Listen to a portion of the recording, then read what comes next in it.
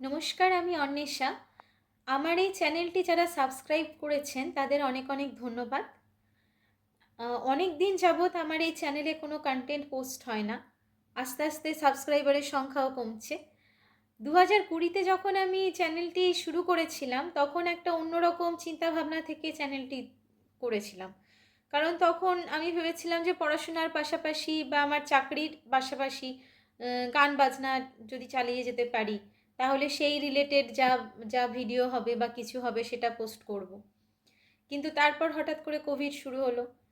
কোভিডের সময়টা একটা চূড়ান্ত মানসিক দুশ্চিন্তা গেছে, একটা সব সব সময় একটা ভয় কাজ করেছে আমাদের সবার মনে।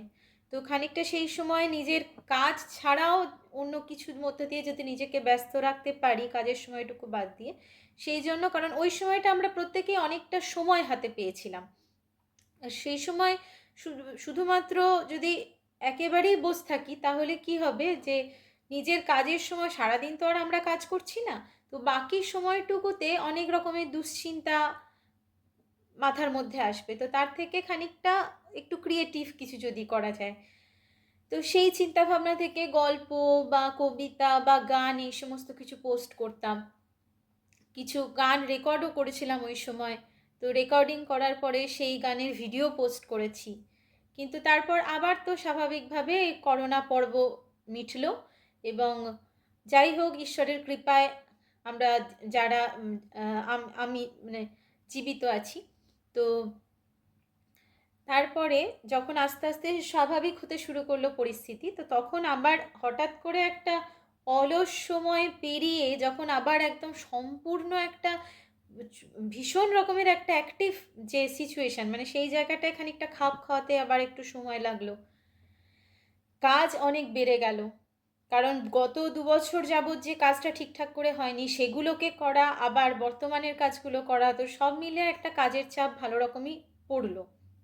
তো সেই কাজের চাপটাকে সামলে আবার কোনো গান ভিডিও সেরকমভাবে রেগুলার বেসিসে আমার করা হয়ে উঠছিল না।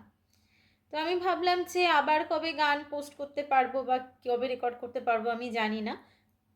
তাহলে আমি তাও এই একেবারেই চ্যানেলটা কি পড়ে থাকবে যে কোনো কিছুই পোস্ট হবে না? তো আমি ভাবলাম যে না, গান আবৃত্তি এগুলো ছাড়াও তো আরও কিছু পোস্ট করা যেতে পারে। তো আমি বরং কিছু তথ্য শেয়ার করব, যে তথ্য শেয়ার করলে হয়তো আপনাদেরও কিছুটা কাজে লাগবে, আপনাদের থেকে আমি কিছুটা মতামত পাবো, বা আপনারা হয়তো কোনো একটা নতুন একটা জায়গায় হয়তো আমি ঘুরতে গেলাম বা কোনো কাজের পারপাসে কোনো একটা জায়গায় আমি গেছি, তাহলে সেখানকার সম্পর্কে কোনো ইনফরমেশান যদি দিতে পারি, তো সেই ধরনের ভিডিও আমি হয়তো পোস্ট করব। আজকে প্রথম দিন। আমি সম্প্রতি আমার রিসার্চের কাজে ইউনিভার্সিটি অফ মেলবোর্নে এসেছি 3 মাসের জন্য। তো সেই আস্তে আস্তে 1.5 মাস তার মধ্যে কেটে গেছে, আর হাতে 1.5 মাস আছে। তো আমি আমার দেশে ফিরে যাওয়ার আগে এখানে কিছু টুকটাক জায়গা যেগুলো হয়তো যেতে পেরেছি আমার কাজের সময় থেকে সময় বের করে, মানে বাকি সাধারণত কি হয়, আমি এখানে যে কারণে এসেছি আগে তো সেই কাজটা কমপ্লিট করতে হবে, তারপর তো অন্য কিছু ঘুরে বেড়ানো বা দেখা সেটা সেকেন্ডারি, আগে প্রাইমারি হচ্ছে আমার কাজটা কমপ্লিট করা। তো সাধারণত আমি চেষ্টা করি সপ্তাহের বাকি দিনগুলোতে মানে সোম থেকে শুক্র কাজটা করে ফেলার, মানে আমার কাজটা যতটা সম্ভব এগিয়ে নিয়ে যাওয়া যায়। আর শনি রবিটা সাধারণত রাখি যে একটু নিজের জন্য, একটু এখানে এসেছি যখন একটু আশপাশটা ঘুরে দেখলাম বা কিছু, সেই কারণের জন্য রাখি। তো আশপাশে যখন কিছু ঘুরেছি বা দেখেছি সেগুলো আপনাদের সাথে যেরকম শেয়ার করব, সেরকমভাবে এখানে আসার পরে বা এখানে যদি কেউ প্রথমবার আসেন তাদের জন্য আমি কিছু ইনফরমেশন শেয়ার করব। তো আজ আমি সেরকমই কিছু ইনফরমেশন আপনাদের শেয়ার করতে চাই। আমি যখন প্রথম অফার পেলাম এখান থেকে যে 3 মাসের জন্য এখানে ভিজিটার হিসেবে আসা, মানে রিসার্চ ভিজিটার হিসেবে আসা, তো তখন প্রথমে আমার তো একটা থাকার জায়গা দরকার। তো থাকার জায়গার জন্য আমি প্রথমে ইউনিভার্সিটি অফ মেলবোর্নে চেষ্টা করেছিলাম। তো ইউনিভার্সিটি অফ মেলবোর্নের যে হস্টেল বা যে অ্যাকোমোডেশন ফেসিলিটি সেখানে আমার হয়নি, তার কারণ আমার যে ডিউরেশনটা ছিল তার সাথে ওদের অ্যাভেলেবিলিটিটা ম্যাচ করছিল না। তাহলে আমি তখন কি করব? আমি এখানে সেরকম আমার কেউ পরিচিত নেই। তাহলে আমি কোথায়, সেরকম কাউকে চিনি না। তাহলে আমি কি করে তো আমার সুপারভাইজারকে আমি বললাম, যিনি আমার যার প্রজেক্টে আমি এসেছি, যিনি আমার হোস্ট, ওনাকে আমি বললাম। তো উনি বললেন যে তুমি ওখানে একবার দেখো, মেল করো বা কিছু। তো আমি ইউনিভার্সিটি অফ মেলবোর্নে আবার একটা মেল করলাম ওদের অ্যাকোমোডেশনের এই সমস্ত কিছুর ব্যাপারে। তো ওরা তখন আমাকে বলল যে আপনি ইউনিভার্সিটি কলেজে একটু চেষ্টা করতে পারেন। তো আমি ইউনিভার্সিটি কলেজে তারপর চেষ্টা করলাম। ইউনিভার্সিটি কলেজ থেকে কিন্তু আমি অ্যাকোমোডেশন পেলাম। আমার এই ডিউরেশনের জন্য এখানে কিন্তু অ্যাকোমোডেশন আমি পেলাম এবার, এবং খুব সুন্দর।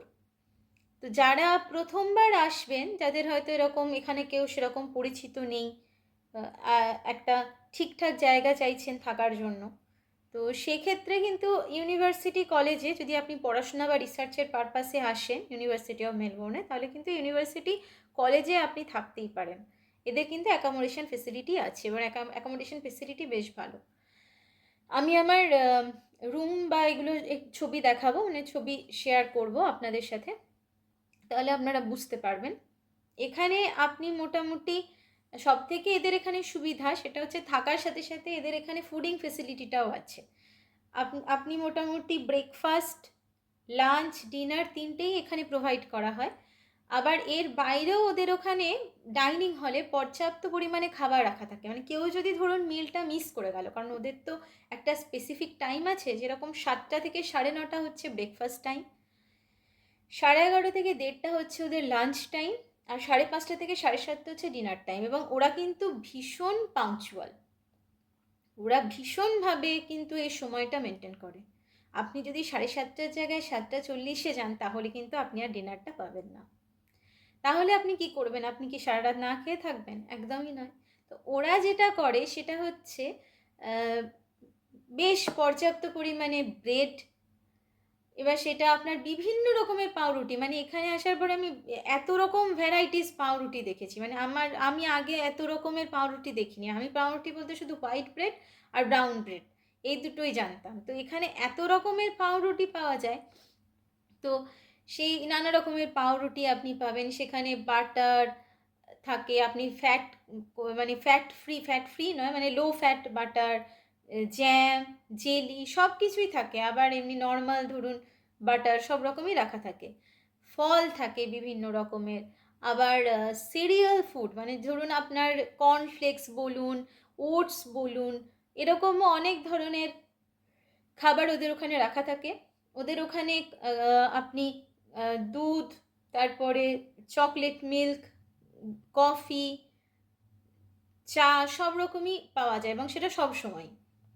এবার আপনাকে গিয়ে ওই মেশিনে শুধু আপনাকে মেশিনটা চালিয়ে জিনিসটা নিতে হবে, আর কিছুই না। আর বাকি খাবারগুলো ওখানে রাখা থাকে, ওখানে টোস্টারও আছে, ওখানে স্যান্ডউইচ মেকারও আছে, সব কিছুই আছে। আপনি বানিয়ে নিতে পারেন আপনার খুশি মতন খাবার। তো এইটা একটা খুব সুবিধা। এছাড়াও আমি যেখানে রয়েছি সেখানে কিন্তু এটা সাধারণত ভিজিটার অ্যাপার্টমেন্ট, এবং সেই কারণে এখানে এটা অনেকটা 1 বেডরুম ফ্ল্যাটের মতন, যার জন্য আমার প্রাইভেট বাথরুম রয়েছে, বেডরুম রয়েছে, ড্রয়িং রুম রয়েছে, যেখানে টিভি আছে, সব কিছুই আছে, আর কিচেন রয়েছে। কেউ যদি চায় তাহলে সে নিজের খাবার নিজে বানিয়েও নিতে পারে। ওভেন রয়েছে, সাথে মাইক্রো ওভেন আছে, টোস্টার আছে, ইলেকট্রিক কেটল আছে, ফ্রিজ আছে। ধরুন আজকে যেরকম হলো, আজকে এরা প্রত্যেক দিন নানা রকমের ডেজার্ট দেয়, খুব সুন্দর সুন্দর খেতে ডেজার্টগুলো। এবার সেই ডেজার্টগুলো অনেক সময় কি হয়, ডিনারের সাথে আমি একসাথে অতটা হয়তো খেতে পারলাম না, এবার ডেজার্টটা আমি নিয়ে চলে আসি। আজকে এরা ডেজার্টে আইসক্রিম দিয়েছে, তো আমি নিয়ে এসে ওটাকে ডিপ ফ্রিজে রেখে দিয়েছি, যে এখন খাবো না, ঠিক আছে পরে খাবো, আজকে খাবো বা কালকে খাবো, দেখা যাক, আজকে হয়তো আর খাবো না, কালকে খাবো। এই প্রসঙ্গে একটা তথ্য দিয়ে রাখি, এখানে এরা যেটা করে সেটা হচ্ছে এদের এখানে একটা ওপরে স্ক্রিনে মেনুতে কি কি আছে সেটা লেখা থাকে। এবার আপনাদের বা ধরুন কারোর যদি কোনো খাবারে এই এই কিছু কিছু খাবার হয়তো আমরা খাই না, এবার সেইগুলো ওখানে কিন্তু মেনশন করা থাকে। আপনাকে যখন প্লেট নিয়ে খাবারটা নিতে হবে, আপনাকে একটু দেখে নিতে হবে। এবার যেরকম ধরুন একটা তথ্য দিয়ে রাখি, আমাদের ওখানে তো সাধারণত আমরা আইসক্রিম বলতে আমরা বুঝি যে ভেজ প্রোডাক্ট, তাই তো? কিন্তু এখানে আইসক্রিমের মধ্যে লেখা আছে ইট মে কন্টেন এগ। তো সেই কারণের জন্য আপনার যদি সেই দিন হয়তো কিছু, অনেক সময় তো থাকে আমাদের বাঙালিদের যেরকম নানা রকমের বার ব্রত এটা সেটা লেগেই থাকে, তাহলে সেক্ষেত্রে আপনি যদি হয়তো সেদিনকে না খেয়ে অন্যদিন খেতে পারেন, বা এরকম হলো যারা হচ্ছে পিওর ভেজিটেরিয়ান, যারা হয়তো ডিমও খান না, তো তারা সেক্ষেত্রে হয়তো এটা অ্যাভয়েড করতে পারেন। সবসময় আমাদের পক্ষে কি ইনগ্রেডিয়েন্টস দেখা হয় না, সম্ভব হয় না, কারণ আমরা জানি যে এই খাবারগুলো মানে এগুলো ভেজ খাবার, কিন্তু এখানে কিন্তু সেটা সবসময় নয়। যেরকম আমি বিস্কিট কিনতে গিয়ে একদিন বেশ বিপদে পড়েছিলাম। বিস্কিট কিনতে গিয়ে আমি বিস্কিট পাচ্ছি না, মানে আমি সবগুলো এখানে ইনগ্রেডিয়েন্টস দেখছি, ওমা দেখছি ম্যাক্সিমাম কুকিজের মধ্যেও রয়েছে কন্টেন্টস এগ। আর আমার আবার একটুখানি মানে সাধারণত বিস্কিট বা এগুলোতে আমি আমি ডিম খাই না তা নয়, ডিম খাই, কিন্তু আমার কিছু মানে আমিও তো কিছু নিয়মকানুন মানি, তো সেই জায়গা থেকে আর কি আমি আবার বিস্কিটে সাধারণত ডিম আছে, সেই বিস্কিটটা আমি হয়তো খুব একটা রেগুলার বেসিসে খেতে প্রেফার করব না। তো আমি ওর জন্য দেখে দেখে শেষ পর্যন্ত অরিও একটা বিস্কিট নিয়ে এলাম, যার মধ্যে দেখলাম যে না এতে কোনো ননভেজ প্রোডাক্ট নেই, মানে ডিম ওখানে নেই। তো সেরকম দেখে আমি বিস্কিটটা নিয়ে এলাম। তো এরকম হতে পারে। তো আপনারা যারা এখানে প্রথমবার আসবেন তাহলে হয়তো মনে হতে পারে যে না এখানে তো এই খাবারটা বিস্কিট মানে তো নিশ্চয়ই এর মধ্যে ডিম থাকবে না, বা আইসক্রিম মানে এর মধ্যে ডিম থাকবে না, সেটা কিন্তু নাও হতে পারে। এই তথ্যটা দিয়ে রাখলাম। আর একটা হচ্ছে এখানে সব থেকে সুবিধা যেটা আমি বললাম যে খাবার আপনি সবসময়ই পাবেন, তবে খাবারটা যখন নেবেন তখনও কিন্তু আপনাকে একটু দেখে নিতে হবে। মানে চিকেন মানে যে আপনি শুধুমাত্র সেখানে চিকেনই পাবেন এরকম কিন্তু নয়, তাহলে আপনি দেখে রাখবেন, কারণ এখানে কিন্তু চিকেনের সাথে অনেক সময় হয়তো চিকেনের কোনো, হয়তো আপনি চিকেন স্যালাড ভেবে হয়তো কিছু একটা নিয়েছেন, হয়তো তাতে পর্ক থাকতেও পারে। সেই জন্য এখানে আপনাকে সবসময় যে খাবারটা নেবেন অবশ্যই ইনগ্রেডিয়েন্টসটা দেখে নেবেন, যদি আপনার এরকম ধরনের কোনো বাছবিচার থাকে। আমার যেরকম আছে বলে আমি সাধারণত এখানে চেষ্টা করি ভেজ খাবার নিতে। আমি সাধারণত ভেগান বা ভেজিটেরিয়ান যে ডিশগুলো থাকে সেইগুলো আমি প্রেফার করি, সেগুলোই আমি ম্যাক্সিমাম নিই। আর খুব মানে খুব যদি একেবারেই কোনো অপশান পাচ্ছি না তখন হয়তো চিকেনে যাই, আদারওয়াইজ আমি কিন্তু চিকেন এখানে খুব একটা খাই না, কারণ ওই ব্যাপারগুলো রয়েছে বলে।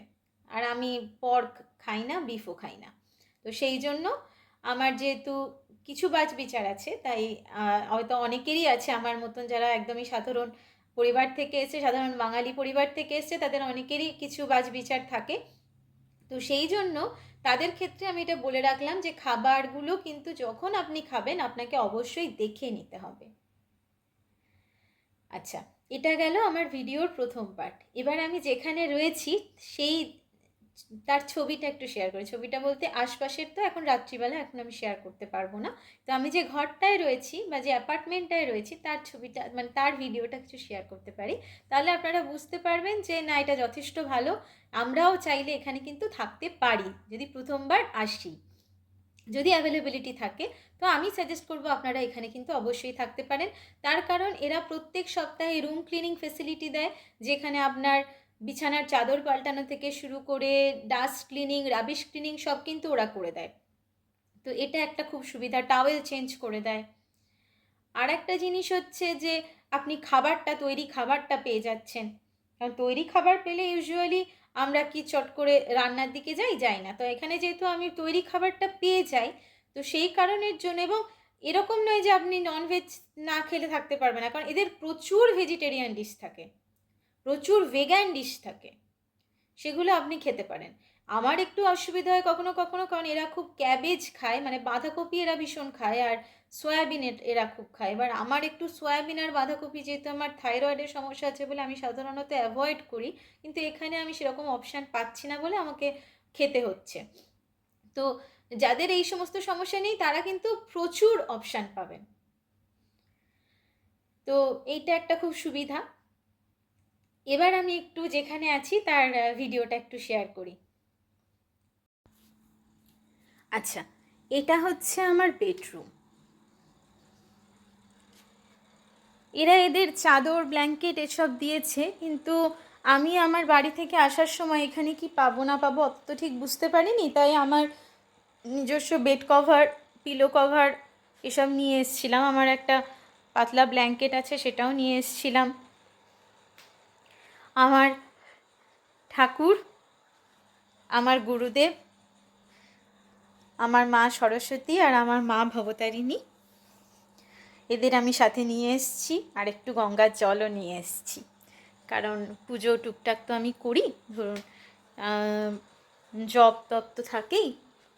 আচ্ছা, এখান থেকে আমি দেখতে পাচ্ছেন এই সামনে যে এটা সামনে একটা ছোট কম্পাউন্ড মতন যেখানে গাড়ি রাখা থাকে, তো এখান দিয়েও বেরিয়ে রাস্তায় যাওয়া যায়। বা সে রাস্তা আমি দেখতে পাচ্ছি গাড়ি যাচ্ছে। দেখুন, এরা কিন্তু এখানে হিটার রয়েছে, আপনারা দেখতে পাচ্ছেন। এখানে ওয়ার্ড্রোব রয়েছে, দুটো বড় বড় ওয়ার্ড্রোব আছে, আপনি জামা কাপড় রাখতে পারেন। এখানে আয়রনও রাখা আছে। এটা ওয়াশরুম।